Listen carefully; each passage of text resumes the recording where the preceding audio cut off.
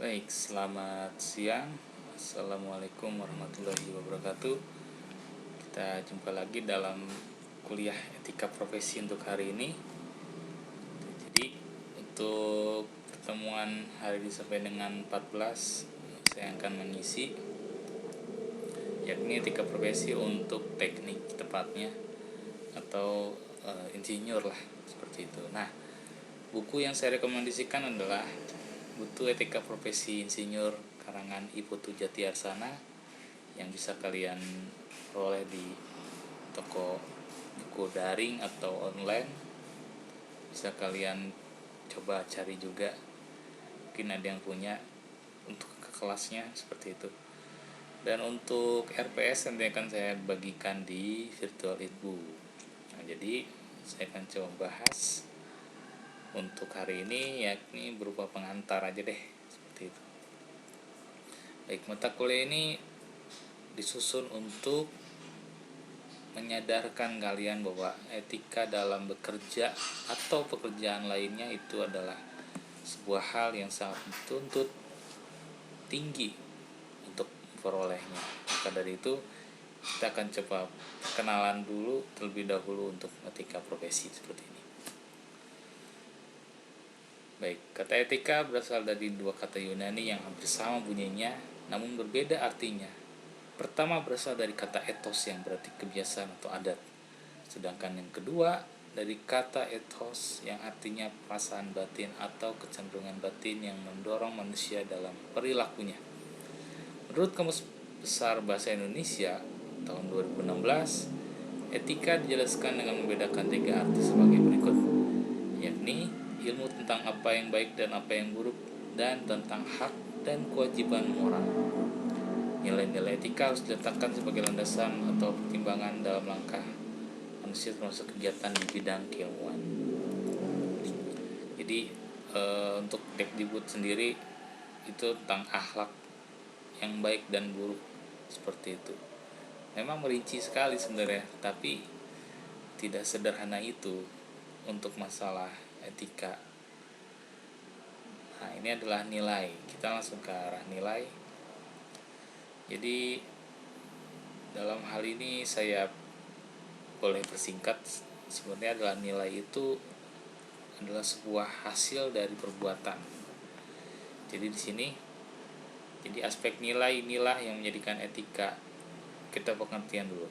Adalah kondisi atau kualitas suatu benda atau suatu kegiatan yang membuat eksistensinya. Jadi dalam hal ini nilai adalah sebuah hal yang kalian lakukan, sebuah hal yang kalian hasilkan dari proses seperti itu. Jadi ketika kalian bekerja, kalian tidak hanya menghasilkan sebuah nilai yang berupa nominal, tapi juga hal yang bersifat subjektif seperti itu. Misalkan kalian bekerja menjadi orang yang lebih bahagia, kalian bekerja menjadi orang yang lebih martabat, seperti itu. Itu adalah sebuah nilai, dan menghasilkan kebanggaan itu juga sebuah nilai, teman-teman. Maka dari itu nilai dalam hal ini yang dihasilkan dengan etika adalah nilai dari hal-hal yang kalian lakukan ketika bekerja yang sesuai dengan etika, seperti itu. Apa nilainya? Kalian bisa menghasilkan sebuah nilai yang baik, misalkan dihormati orang, seperti itu karena nilai kalian, dan kemudian dihormati sebagai seorang yang profesional, itu juga sebuah nilai. Seperti itulah nilai dalam hal etika. Nah, etika berasal dari kata ethos yang tadilah, seperti itu. Dan kemudian menurut Martin, etika didefinisikan sebagai the discipline which can act as the performance index or reference for our control system. Jadi dalam hal ini etika sebagai disiplin yang mencerminkan sebuah perbuatan atau rujukan untuk sebuah sistem, untuk mengontrol sistem, seperti itu. Jadi ketika kalian bekerja, maka sistem yang berlaku adalah sebuah disiplin etika untuk mengontrol sebuah sistem. Sistem apa? sistem dalam masyarakat, sistem dalam lingkungan, bekerja seperti itu. Maka dari itu sebuah etika menjadi hal yang sangat-sangat membutuhkan disiplin tinggi seperti itu, karena untuk merujuk, untuk jadi bahan rujukan orang-orang, maka etika itu sangat diperlukan.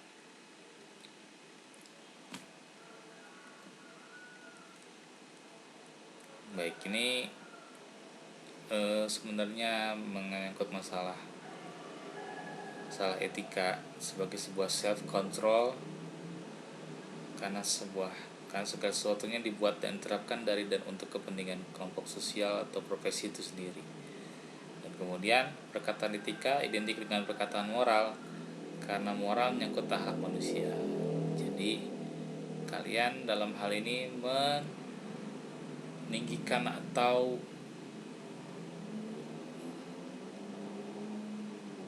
menyangkut etika dari masyarakat itu sendiri. Kemudian fungsi etika menurut Bertens. Jadi kata etika dalam hal ini adalah nilai-nilai dan norma-norma moral yang menjadi pegangan bagi seorang atau suatu kelompok masyarakat dalam mengatur perilakunya. 2. Etika berarti kumpulan asas atau nilai moral yang dimaksud di sini adalah kode etik. 3. Etika mempunyai arti lagi, yakni ilmu tentang yang baik atau yang buruk. Etika di sini sama artinya dengan filsafat moral. Jadi sebentar, saya mau edit sebentar. Nah, ini ada kesalahan ya. Kalau kalian tahu, kata di sini itu harusnya dipisah, karena menunjukkan sebuah tempat, rujukan dari sebuah kata ganti tempat sebenarnya.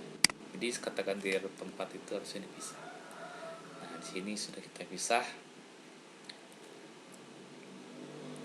Nah, macam-macam etika, ini ada 2 sebenarnya, yaitu etika deskriptif, etika yang berusaha meneropong secara kritis dan rasional sikap dan perilaku manusia dan apa yang dikejar oleh manusia dalam hidup ini sebagai sesuatu yang bernilai. Etika deskriptif memberikan fakta sebagai dasar untuk mengambil keputusan tentang perilaku atau sikap yang mau diambil.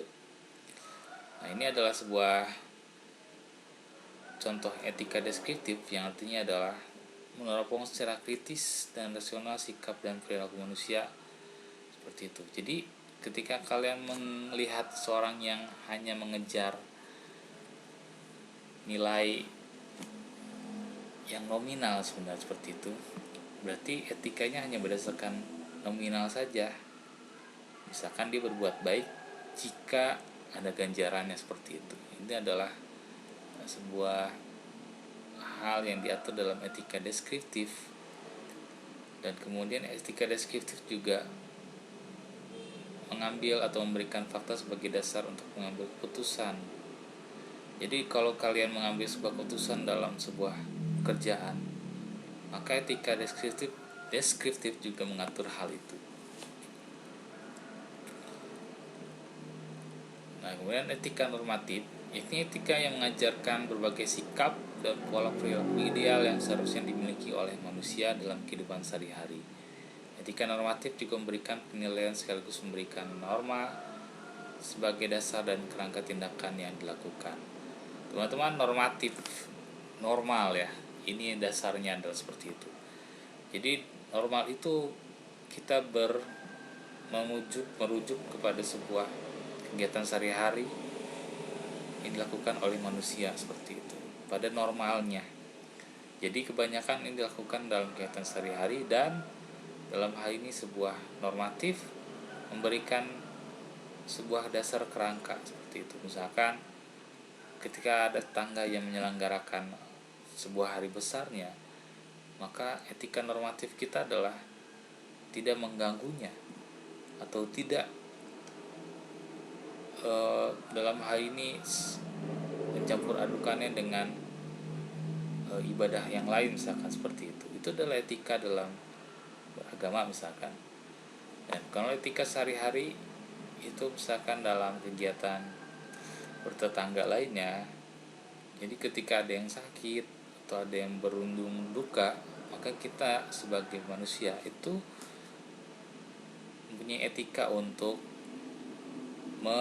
mengunjunginya dan memberikan sebuah semangat seperti itu bisa juga.